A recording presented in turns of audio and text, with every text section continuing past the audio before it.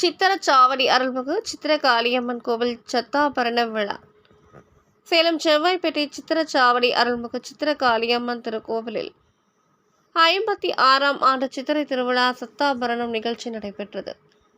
ஆலயத்தில் மூலஸ்தானத்தில் காட்சியளிக்கும் சித்திரகாளியம்மனுக்கு சிறப்பு அலங்காரம் செய்து மலர் மாலையுடன் நகை ஆபரணங்கள் அணிவித்து சிறப்பாக அலங்காரம் செய்து தேங்காய் பழம் உடைத்து அர்ச்சனை செய்து மகா தீபாராதனை காட்டப்பட்டது. பின்னர் ஆலயத்தில் வெளியே மின் விளக்குகளாலும் வண்ண மலர்களாலும் அலங்கரிக்கப்பட்ட வாகனத்தில் ஸ்ரீ மகா மந்திரினி தேவி அலங்காரம் செய்து சிறப்பாக அலங்கரித்தனர்.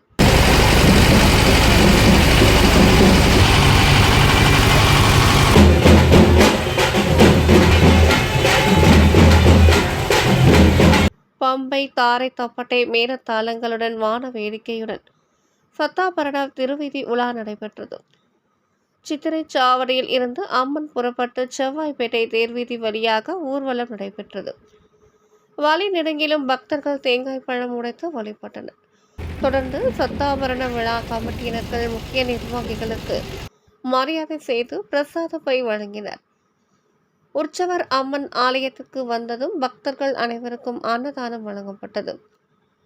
இந்நிகழ்ச்சி ஏற்பாடுகளை 28வது கோட்ட மாமன்ற உறுப்பினர் ஜெயக்குமார் மற்றும் ஸ்ரீ சித்திரகாளியம்மன் சத்தாபரண கமிட்டி விழா குழுவினர்கள் சிறப்பாக செய்திருந்தனர்.